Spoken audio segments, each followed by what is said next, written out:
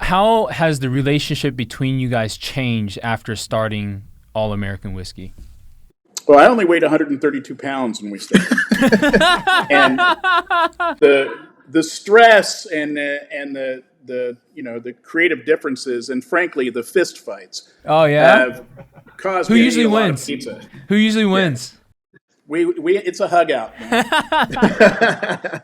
What's up, everybody? My name is Adam, and I'm the host of the UKnowAdamTsang podcast, the show that is dedicated on bringing on passionate people, learning about their stories, and delivering value to entrepreneurs.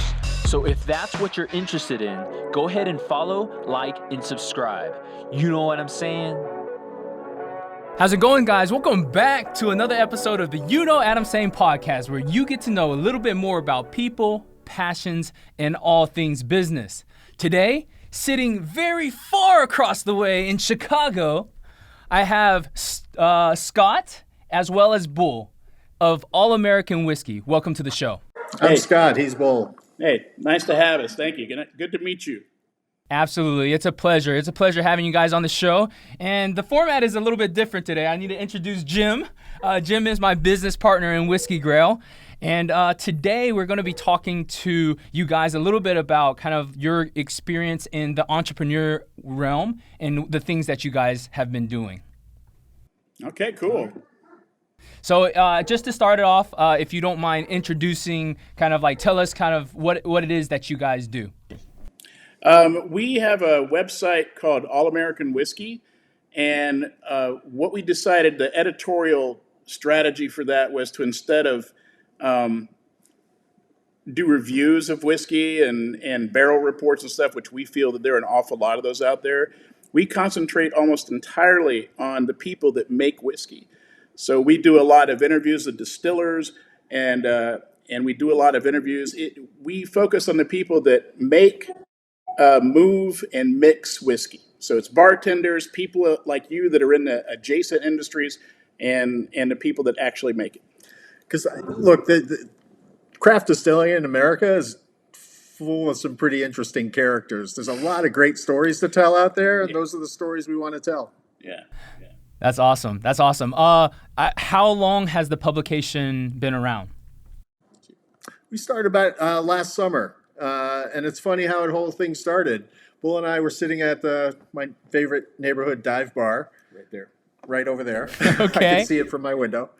And, we were just talking, we were just drinking whiskey, Whistle Pig, and just talking about the crazy domain names that we own. I own a bunch. When I think of something, I'll just go register it.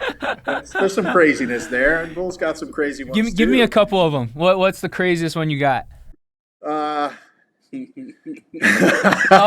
maybe not the craziest. My personal favorite is hellhamster.com. Hellhamster.com. What in the world are you doing with that one, huh? Nothing. I'm just sitting on it. I just thought, I'll use it one day. I mean, that's a tagline right there. Hell hamster, just sitting on it. And to be honest with you, the most recent one that I registered, and I forgot to make it private, so suddenly I'm getting 10 calls a day from web developers in India that want to do a website for me because I forgot to privatize my name when I registered it. But the new one is fartgangster.com. Which, I mean, that should be all about more, that is really. Perfect. But getting back to the story, awesome. So we're sitting in a bar talking about these domain names we own, and for 12 years I'd been sitting on this domain name, allamericanwhiskey.com, and I just couldn't figure out what to do with it, and it's just in my list. I got about 40 of them, and Bull looked at me and he's like, "That's $1 million URL right there." And we're like, "Yeah, that's great. Let's make $1 million." So, and we laughed and ordered some more whiskey and started joking around, and then realized 3 minutes later, I'm an IT executive. He's a pretty famous author. So between me being able to put up a website and run the business, and him being able to write about these people, back of a napkin, we had a business plan in place in about a half an hour. Yeah, that was my day job, was writing for different websites and magazines. I'm a content writer, and I was like, let's do it for us. That's amazing. Was there ever a thought in here where you felt like, this was going to happen, or was it more like you just kind of like fell into it? Yeah, it's weird that Scott and I sometimes joke that we're serendipity surfers because since this thing started, it's just been going like this, and just things keep happening without us making them happen. Good things keep happening. Like we just fall into great interviews. We interviewed Dan Garrison like right at the beginning, and it was a fantastic interview. And we've just everything we've done has seemed to work out okay, even though what we're doing is really not what the industry normally does. I mean, I write about. We have a sort of a philosophical section where we muse philosophically about things, theoretically adjacent to whiskey, but they're definitely not. And it worked out. We came up with this mash bill thing, and it took off, and just it's been so busy that we haven't even had a time to kind of reflect on that. That's amazing. So I guess I have to ask, what is the business model? What is the strategy here? Well, the strategy is to generate as much content we can, make sure that it's properly SEO'd so that people can find it when they're looking for it. And eventually we'd like to hit a critical mass and quite frankly, probably sell it. Yeah. I mean, the idea is to do the same thing that distilleries do. Yep. So you take a great distillery, like let's look at Widow Jane in Red Hook, New York. Widow Jane, famous distillery. They make an incredible bourbon. If you've never tried it, my God, go out and get it right away. And they were a small independent distillery, but they ramped up their business. They kept everything tight and independent, and they stayed to their vision. And then they eventually got picked up by Heaven Hill. Okay. And Heaven Hill, as we all know, is a giant distillery conglomerate. The people at Widow Jane still run Widow Jane's. They still work there. They still do all the work. Heaven Hill is kind of like an almost silent partner. We're hoping something like that would happen. So they pick us up and fold us into their network, and we keep writing and doing the other work. That would be the ideal. Or, they give us a lot of money, we buy a boat and go get drunk off the coast of Bermuda. Either one of those things is going to work great to me. Yeah, that's awesome. That's awesome. But honestly, we're in the long game on this one. We're not looking for, clickbait. We don't put it out there. Yeah. We've got a real clear design aesthetic, and Bull's writing has really got a voice that's pretty unique. The look and feel of the site is very unique. So we're not looking out there, as we think about how do we monetize this in the short term, it's not as important to us as like monetizing it in the long term. And neither one of us really, or anybody on the team wants to kind of clutter the site with a bunch of banner ads and ads down the side and things that just don't fit in with the look and feel, because I really feel like the site is beautiful. It's a beautiful site, well organized, and it's telling great stories. I mean, so I'm pretty proud of it. It sounds like the product is very pure, right? Like you guys care about very much like the quality that you guys are putting out, and not so much of the buzz or like the things that maybe some people would throw out there, clickbaity type things. And I think that's what has allowed you guys to grow so quickly. I have to ask a question. Have you guys ran any businesses or like on your own before? Or, I mean, obviously both of you have an IT exec, right? Have you done any like hustles like similar to this? I've done some IT startups before. Okay. This is my first digital publication. And Gotcha. Honestly, that's not even something I ever considered doing until I met Bull, and it just clicked. Yeah. How about for you? You? Oh, no, I'm a writer. I don't know business. Okay. The people that I work for during my day job, they do really well through affiliate sales and through sponsored sales. And I think that's something we may consider, because those things would not disrupt the aesthetic of our site. But the truth is, Scott's right. We're in a long game here, and what we're trying to do is to establish a place in the industry, I don't want to say newscape, but in the journalism of whiskey, a platform that hasn't existed before. and that is one that's focused exclusively on the people in the industry and not reviews of whiskey, and one where, not bragging, but the writing is top shelf. And we have a design catalog, so there's rules that I follow for the designs. I can't just like wackadoo do something. It all follows, I have established color schemes, blah blah blah. But by doing all that, yeah, we're not rocking affiliate sales like somebody who's got like drone pop-ups and stuff. But the people that find us stick around. Yeah. And so down the road, when we do sort of cross that first threshold and we get a new level of recognition and a new audience, there's good stuff for them there. It's not like, I looked at the metrics for all of our competition, and except for 2 magazines, which will remain unnamed, most of the whiskey review websites have their stats like this. In the beginning, they go up like they zoom to the top. Yeah. And then they plateau a little bit, and then they begin to fall off.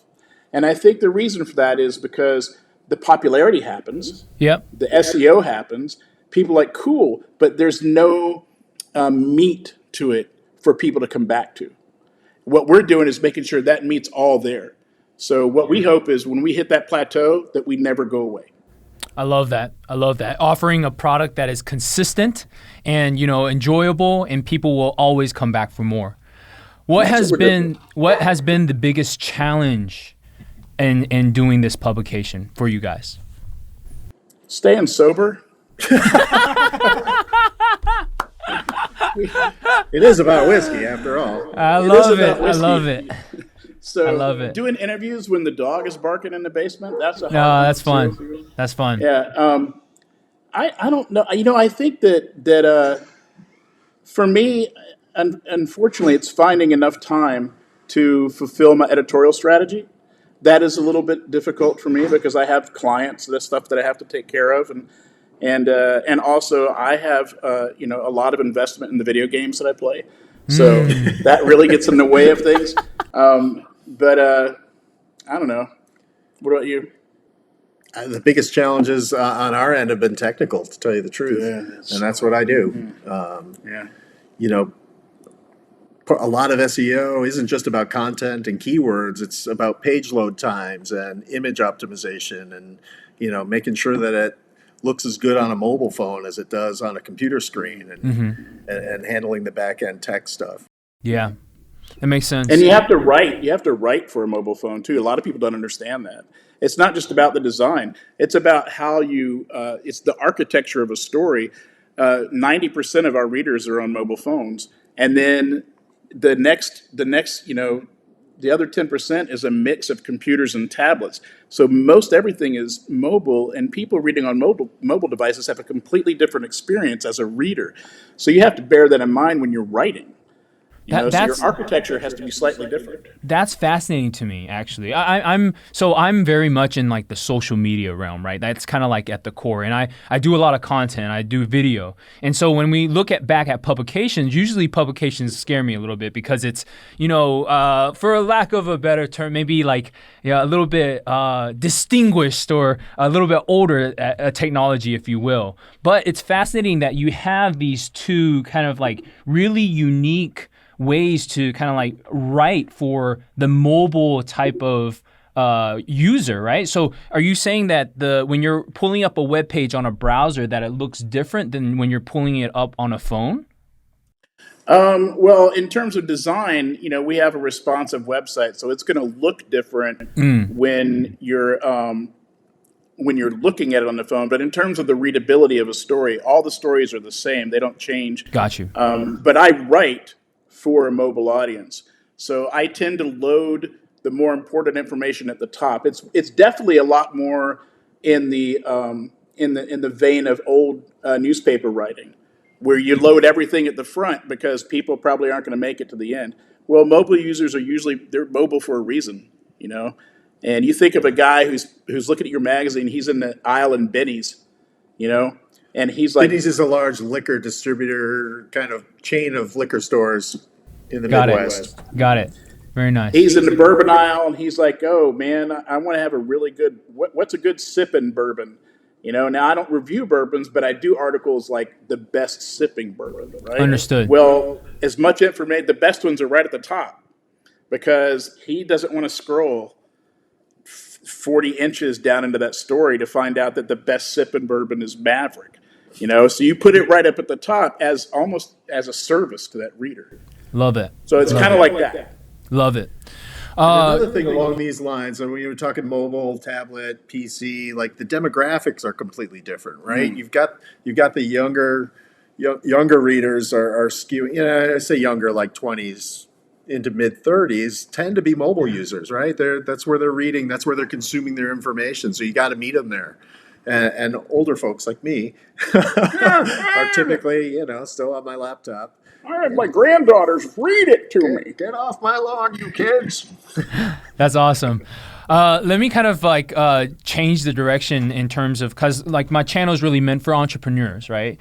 And you guys did something very successfully, which was created a side hustle that you hope in one day potentially would become a full-time hustle. Is that kind of like the dream? Yeah. And so, writing full time about whiskey? Yes, please. The funny thing when Bull and I get together, it kind of gets insane. We're both kind of, I'm not bragging, it's just an observation. We're sometimes so far crazy out of the box, you can't even see the box anymore. So we get on these rolls sometimes, it's just kicking crazy ideas around. A lot of them are crap, but some of them are really good. Yeah. There's been times when, I've literally told you, I was like, I'm hanging up now because I can't even breathe because there's so many good ideas in this conversation that I need to shut you up so I can write them down so that we can actually make them happen. And part of the challenge on that, I bring that up not because we're bragging about how creative we are. I'm That's bragging. really not my intention. It's really, and you mentioned you're speaking to entrepreneurs. Sometimes the biggest challenge isn't that you don't have enough ideas, it's that you have too many. So as an entrepreneur, you've got to be strategic about the ones that you're going to focus on, that are going to give you the highest bang for your buck.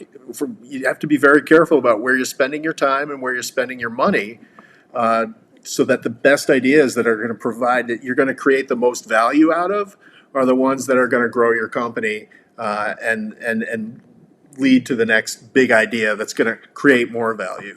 well, let's talk about something here, right? Because there's something fascinating that is the friendship that you guys have is really. I don't like it. Get out of here! Come on.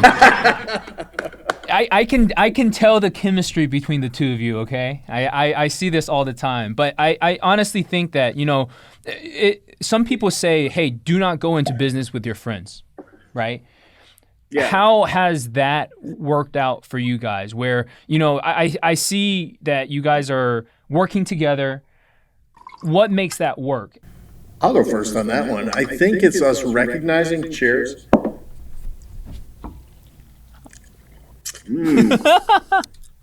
Oh, wait, let's do it right. It's us recognizing what we're each good at and where we complement each other, and giving each other the room to breathe in that lane. He's a writer. He's got great ideas. He knows how to tell a story. He's not just a great writer and being able to put a beautiful sentence together, but Bull's greatest gift, in my opinion, is he's able to tell a story that's engaging and that draws people in. They want to finish what he just wrote, and they're waiting for the next one to come out. Keep going. Yeah. I'm the business guy. I'm the IT guy. So, where it really works for us is recognizing that we work well together, and giving each other this room to breathe and to shine in our lanes, right? And I think that is the basis of creating and leading any high performance team as an entrepreneur. Is if you're going to hire a team of rock stars, getting rock stars, the all-star team, to work together as a team can be a challenge sometimes. You need to do that in a way where the goals of the organization are being pushed forward, but you're still giving each one of those rock stars room to breathe and room to shine when it's their turn in a way that enhances the outcome that you're looking for. That's some Oxford education right there. I love that. I love that. Did you went to Oxford? I'm going there now. Hey, did you go back just for the publication? No. Lifetime learner. That's what I hear. Well, actually, you're absolutely right. I do feel like I'm a lifetime learner. What classes are you taking over there? I'm in the Said Business School. I'm in the postgraduate program in organizational leadership. That's amazing. How has that experience been for you? Oh, it's been the greatest thing. One of the greatest things I've done in my life. It's amazing. I go over there quarterly for a week and a half. I got a great class. It's a great school. And, come on, man, the place looks like Hogwarts. I love it. I love it. The place I stayed at when I was there in July was built in 1540. Yeah. That's amazing. But yeah, it's been a great experience, and yeah, actually, he's not wrong. One of the classes we had was on building a high performance team when I was there in July, and the team that they brought out to demonstrate this was a European group of opera singers, and that's really where they drove home how do you work together as a high performance team and still kind of give each other room to shine when it's your turn to shine. And that's the basis. That's how you create a cohesive, long-term, high-performing team, because people feel like I get a chance. I'm a top talent.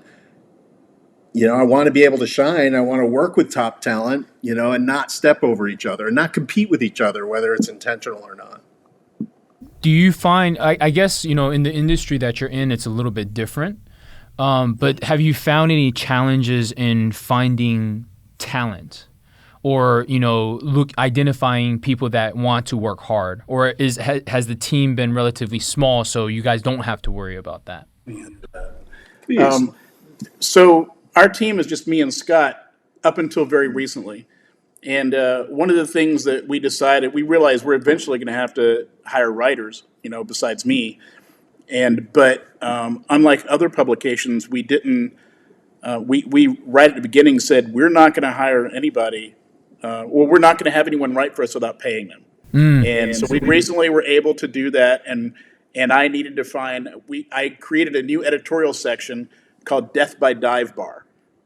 And the idea is that a capable writer, somebody who's established, preferably an author, goes to their favorite dive bar around 11:30 in the morning, and they write a love letter. When a good dive bar opens. Yeah, when a good dive bar opens. And they put on some 1972 music on the jukebox, and they have their rock and rye on the table, and they write a love letter to that dive bar. Wow. And we're going to publish it. Well, that, to me, I felt that's a good place for us to first have writers to see how good they are, and to kind of see if they can follow the established sort of Anthony Bourdain meets David Foster Wallace meets, game show host kind of aesthetic we have with our writing now. And so I found 3 guys. One of them is a fantastic journalist in Austin, Texas. One of them is how would you describe Frankie? He is one of the most diversely creative people I've ever met. He's a great writer. He's kind of a world-renowned burlesque show producer. He flies all over the world. And I don't know what else he does. I like it. Yeah. Who is this guy? What's his name? Yeah, he's doing one in New Orleans. The other guy's doing one in Austin, Texas. And then somebody I know in Orlando's doing one in Orlando. They're all late, all right? They all missed their 30-day mark. They're writers. I'm never late. And so, that is a challenge. This is the first time I've ever experienced it from the editor side. I have a lot of editors, and some of them I have missed deadlines for, rarely, but it does happen. And now I understand just how infuriating that is. It's like, I really want this stuff now, and I'm not getting it yet. So Yeah. there's that. Yeah. So this whole Death by Dive Bar section and being able to tell a story about drinking whiskey in a dive bar actually came up when Bull and I were sitting in it. And what we were debating was a dive bar or not. And the conversation turned into how do you define or describe a dive bar? Yeah. which led to, hey, let's have a section up on the site, which led to, hey, let's find writers around the country that go into their favorite dive bar and tell a story about it. Yeah. Can you imagine when it gets rolling now? Oh, it's going to be fantastic to have all these incredible, beautifully written stories and photography about dive bars all over the United States. Oh my Love God, that. it's going to be fantastic. I love that. I can't wait. How has the relationship between you guys changed after starting All American Whiskey? Well, I only weighed 132 pounds when we started, and the stress and the creative differences and frankly the fist fights. Oh yeah. Have caused Who me to usually eat a lot of wins? pizza. Who usually wins? We it's a hug out. I love it. What was the question again? Yeah, how's our relationship changed? I think it's only gotten stronger. I mean, it's fun working on such a creative project, but more than that, and any entrepreneur will tell you, it's a lot more fun when you're winning. Yeah. Yeah, that helps. It's a lot more fun when you're successful, and you see something that you care about, that two of us think is really interesting. To find out that so many other people think it's interesting too is really motivating. Yeah. Which has really deepened our friendship. We've known each other for years, but I think we're closer now than when we started. Yeah, a writer, we're a team of one always. I spend all my time in my office at home alone, sending these things out to these different people in different states, and they pay me, and it's nice, and we talk on the phone and stuff, but it's business, and that's what it is. With Scott, it's a different thing, and the cool thing is I get to watch his skill set function on our business model. So I actually get to see him use these things he's already had as, IT pro, and then the stuff that he's really just burning about right now from Oxford. Even though we're this little tiny thing, he still applies it to what we're doing, and I get to watch that happen. That's pretty damn cool. Thanks. That's awesome. One final question before we kind of wrap up here. There's a lot of entrepreneurs out there. Maybe they are learning about trying to start their own publication, or maybe they want to start something. What is the one word of advice that you would have for them? Trust the weird stuff. So occasionally you're going to have what I call a wingnut idea. All right. Where it doesn't fit in anywhere. And if you sat down with like a professional advisor and stuff, they go, yeah, don't do that. But in your heart, it just keeps knocking on the door, and it just keeps going, no, this is cool. You should do this. And you're like, yeah, but idea don't fit anywhere that I can understand. The idea is like, but I'm cool. And so, you kind of gotta, sometimes you have to just trust that craziness and the weirdness in your wingnut creativity and follow it and see what happens, and so, I mean, that's why we have the aesthetic that we have, is because I had this crazy idea that if we're going to do a whiskey website, the only colors we should use are blue jeans and oak barrel white and whiskey amber, and that's all we've got. And it works. And it really works. It's really, a cool aesthetic. And I thought, hey, we should interview female bartenders in a thing called Girl Drinks, and if you went to a PR person, they'd go, no, you can't do that because you can't do that. And I'm like, no, the whole idea is girl drinks are stupid. There's no such thing. Plus, we're promoting. It works out. You got to trust your weirdness. Yeah. Love that. How about for you, Scott? My word of advice, come in, and this is counterintuitive, but don't do it for the money. The money will be a byproduct. What? Deliver something that you're passionate about. And if you're passionate about it, you're going to find customers that are passionate about it too, and they're going to want it. The sales, the revenue is going to, if you do something that you're passionate about and it comes across as authentic, it's going to connect with people. If you're doing it just for the money, you're typically going to make some short-term decisions that aren't very good for you. If it's just for the money, you're going to compromise the vision that you have. You're not going to come across necessarily as authentic to all of the potential customers you want to be authentic to. That's right. That's right. Well, on the flip side, I say that's counterintuitive because, man, if you're running a business, you got bills to pay, right? Yeah. well, I think the approach from you guys, for the money. I think the approach from you guys is very nice too, right? Because both of you guys have like other streams of revenue, and this is kind of like that side hustle that it's the passion project of what you want to build. And so it was an absolute pleasure speaking with you guys. Very eye-opening of like the strategy, all about being weird and different and stepping into that, and so excited really about the future for you guys. I think that, like you said, I've seen a lot of kind of like publications and even websites and that they have this meteoric rise, but then after a while it just doesn't really do anything. But the product that you guys putting out is where it's at. So thank you guys for being an inspiration, and that's the show. Thank you for having us. Thank you for having us. Absolutely.